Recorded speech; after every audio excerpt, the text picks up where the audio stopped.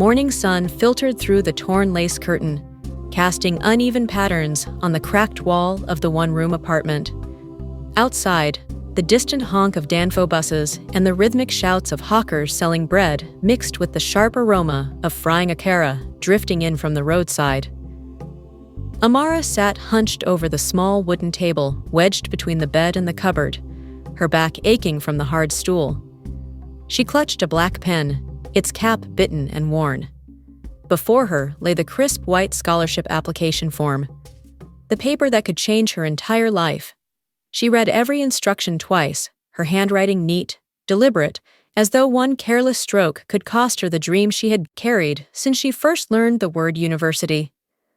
Her hand trembled as she filled in her name, date of birth, and address. Each word felt like a prayer. She thought of Mama Grace, already outside under the morning heat, flipping akara balls in hot oil while calling out to customers in her warm, sing-song voice. That small stall, that smell of oil, had paid for her school fees, textbooks, and every battered pair of shoes she had worn since childhood. Then her pen stopped at the last section. Medical DNA information required. Her brows knitted. It wasn't unusual. Universities sometimes requested medical records. But DNA? For a scholarship? She bit her lip. Still, she reasoned, it was only a formality. She would submit her saliva sample at the testing center tomorrow, then wait for the results like everyone else. As she signed her name at the bottom, a strange unease pricked the back of her mind. For a moment, she felt the room grow smaller, the sound of frying akara outside fading, replaced by the low hum of a fear she couldn't name. She shook it off, telling herself she was only nervous because so much depended on this. But deep down, somewhere beneath layers of certainty and love for Mama Grace, a question stirred. A question that, once answered, would unravel everything she thought she knew about who she was. And it had already begun. A week later, the call came. Amara was at Mama Grace's stall, helping pack akara into greasy brown paper for a regular customer, when her small Nokia phone buzzed. She wiped her hands on her wrapper and answered, the background noise of blaring horns and street chatter bleeding into the line. "Good morning, Amara," a formal voice said. "This is from the Scholarship Board. Please come to our office at Broad Street tomorrow morning. It's urgent." Her heart skipped. Urgent? She asked if there was a problem, but the voice only repeated, "We'll explain when you arrive." The next day, she took the early bus into the heart of Lagos Island, the city alive with hawkers pushing goods against her arm and commuters packed tight. She arrived at the scholarship office, a pale blue building with dusty glass doors. The receptionist's eyes flickered oddly as she directed her to a small room at the back. Inside, a man in a gray suit sat behind a metal desk, a thin envelope in front of him. His face was tight, his hands clasped. "Please, sit." His voice was careful, like someone walking on broken glass. He slid the envelope toward her. We received your DNA results. Amara, I need you to listen very carefully." She nodded, her throat suddenly dry. "The test shows Mama Grace is not your biological mother." It was as if someone had dropped her into ice water. She blinked, confused. "That's not possible. You must have mixed up the samples." The man's eyes didn't soften. "Your DNA matches a missing child report from 18 years ago. You are the daughter of the royal family of Owuro Kingdom. Your birth name is Adana Adewale." The words didn't feel real. Royalty? Missing child? Mama Grace? A kidnapper? Her palms grew damp. The air in the tiny room felt too heavy to breathe.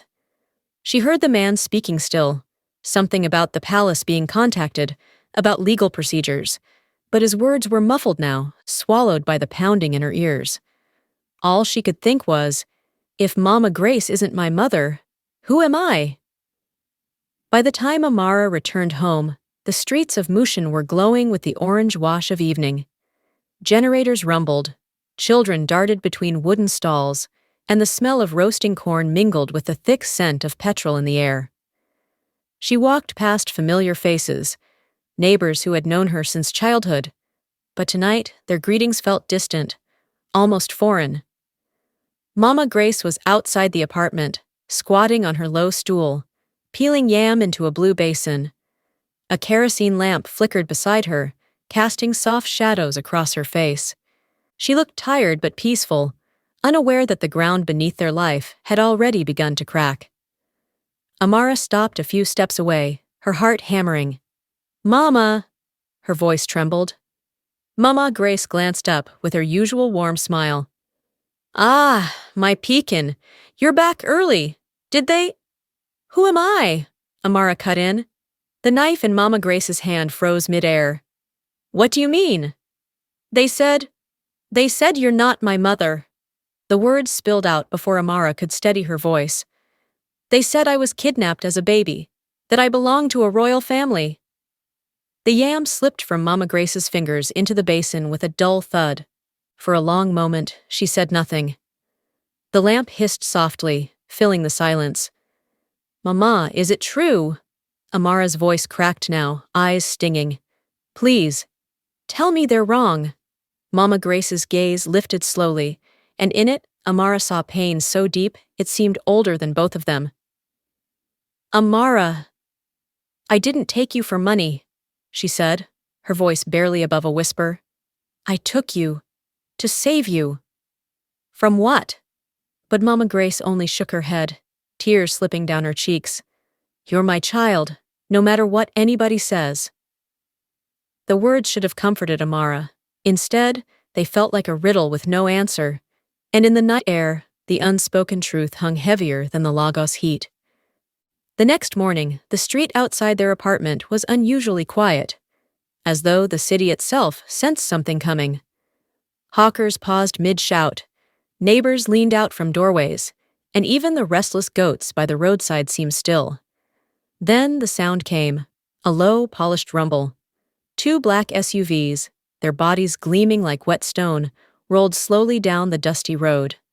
The tinted windows reflected the morning sun, and the tires crunched over gravel, with measured, deliberate weight. They stopped directly in front of Mama Grace's stall. The first door opened, and 2 tall men in spotless white agbada stepped out, their gold-beaded walking sticks tapping the ground in perfect unison. From the second SUV, a man emerged, broad-shouldered, dignified, with coral beads draped across his chest. His deep ebony skin caught the light like polished wood. It was Chief Adewale, the king of Awuro Kingdom. Behind him stepped a woman in a flowing blue lace gown that shimmered like water in sunlight. Her gel was high and flawless, her wrists adorned with ivory bangles. Yet her poise couldn't hide the tremble in her fingers. Her eyes, sharp, searching, locked on Amara instantly. "My daughter," she whispered, voice breaking. Amara's breath caught. She wanted to step back, but her feet rooted to the ground. Mama Grace moved before she could react, placing herself like a wall between Amara and the woman. "She's not going anywhere with you," she said firmly, her voice sharp with fear. Chief Adewale's eyes softened, but his tone was unyielding. "We have searched for her for 18 years. She is our blood, our heir. The law will decide if she stays with you." The neighbors whispered in hushed tones, some crossing themselves, others watching wide-eyed as the queen's gaze never left Amara's face.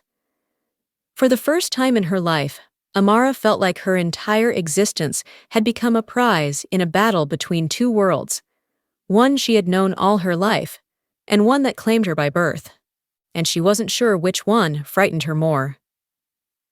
2 days later, the scholarship office called again, this time to tell Amara the police would be visiting. By afternoon, a black police sedan pulled up on their street. Neighbors gathered instantly, whispering and craning necks as Officer Bayo, tall and broad, with a calm but unreadable face, stepped out. Inside their small apartment, the officer set a recorder on the table. Mama Grace sat opposite him, her hands clasped so tightly her knuckles whitened. Amara sat on the bed, knees pulled up, watching every movement.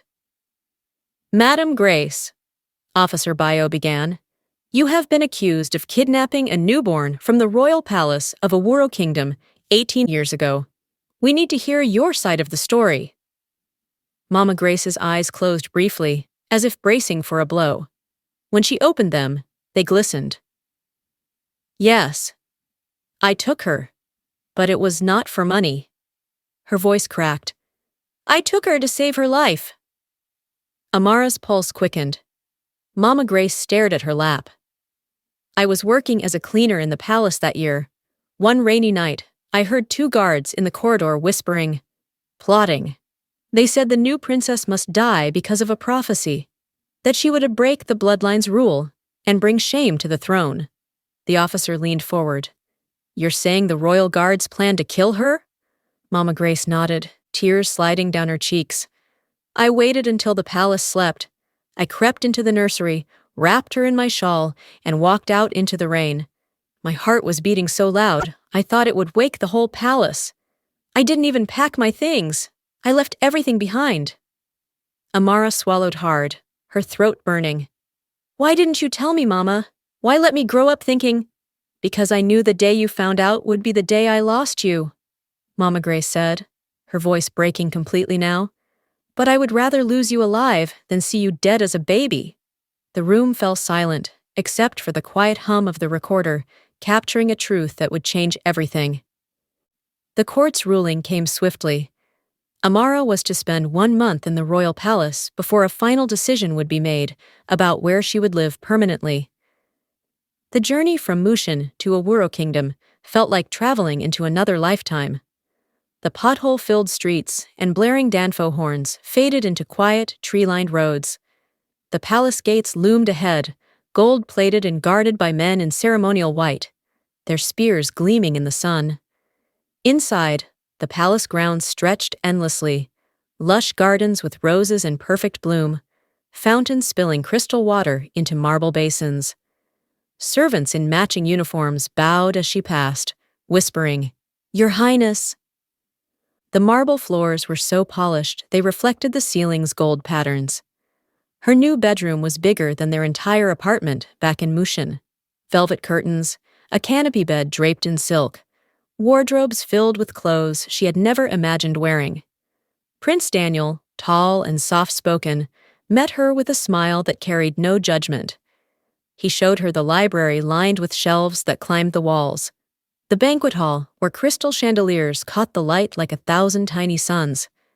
But at night, lying in her massive bed, Amara found herself listening for the hum of the old standing fan at Mama Grace's place, missing the warm smell of akara in the air. In the palace, the air smelled of roses, sweet but foreign. Queen Stella tried to teach her the way to walk, speak, and hold her hands like a princess. Yet Amara missed barefoot mornings in the dusty street, laughing with neighbors, and the sound of Mama Grace's laugh when she told a joke. Here, she was Adna Adewale, the lost princess, but in her heart, she was still Amara, the girl from Mushin who knew every stallholder by name. Each day, she felt herself pulled tighter, between the life that was her blood and the life that was her soul, and she knew the month would end too soon. The 30 days passed like water slipping through Amara's fingers. One moment, she was stepping into the palace for the first time, and now the court date had arrived, the day she was to choose where she would live. The royal lawyers prepared a statement for her, but she could barely bring herself to read it. Every word felt like a chain dragging her toward a decision she wasn't ready to make. That morning, she stood by the balcony of her royal suite, watching the palace staff move about in quiet efficiency. Somewhere below, Prince Daniel was speaking with a group of elders. Queen Stella had sent for a tailor to measure her for ceremonial attire. It should have felt exciting. Instead, her chest felt tight, as if she were being wrapped in invisible ropes. In her mind, she saw Mama Grace's face. Eyes tired, hands rough from years of frying akara, but always warm with love. She pictured her sitting alone in their small apartment, probably listening for a knock that would never come. Then came the memory of Chief Adewale's embrace, firm, protective, and the way Queen Stella's eyes filled with tears whenever she looked at her. The palace was safety, power, opportunity, Mama Grace's world was love, struggle, and memories. Reporters swarmed outside the courthouse that afternoon, their voices cutting through the humid Lagos air. Will you forgive your kidnapper? Will you claim your royal birthright? Are you ready to leave your old life behind? Inside, the courtroom buzzed with low murmurs. Mama Grace sat in the gallery, her wrapper neatly tied, eyes lowered. The Queen sat on the other side, her gel perfectly in place, her gaze fixed firmly on Amara. The judge cleared his throat. Miss Adewale, have you made your decision? Amara's palms were damp. Her mouth was dry. She could feel the eyes of two worlds on her, each pulling at a different piece of her heart. And she knew, whatever she said next, someone she loved would be shattered. The courtroom was silent, the kind of silence that made every shuffle of feet sound like thunder. Amara stood between Queen Stella and Mama Grace, the judge's gaze fixed firmly on her. Her hands trembled, but her voice, when it came, was steady. I was born a princess, she began, her words carrying into every corner of the room. But I was raised by a woman who had nothing, and still gave me everything. She turned slightly toward Mama Grace, whose eyes glistened with unshed tears. The woman you call my kidnapper is the one who taught me to read, to dream, to fight for what I want. She risked her life to save me when I couldn't even speak my own name.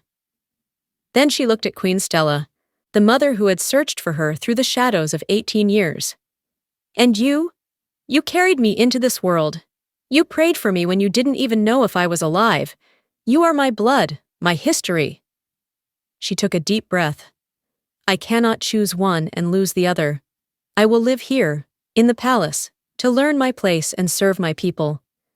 But Mama Grace will remain in my life, forever. She will have a home here, and I will never call her anything less than Mama. A murmur rippled through the court. The king's eyes softened, and Queen Stella turned slowly toward Mama Grace. For a heartbeat, no one moved. Then, the queen extended her hand. Mama Grace hesitated, then took it. In that moment, the two women stood together, bound not by rivalry, but by the shared love for the same child. As the judge struck his gavel, the press outside erupted with flashes and shouts, but Amara barely heard them. She looked at the two women beside her, one who had given her life and one who had given her a reason to live, and knew that, for the first time, she belonged to both worlds without apology. The end. If this story kept you hooked until the end, please don't leave. Join our family. Hit that subscribe button, turn on your notifications, and share this video with someone who loves suspense as much as you do. Tell me in the comments if you were in Amara's shoes. Thanks, friends. See you next time in my next video.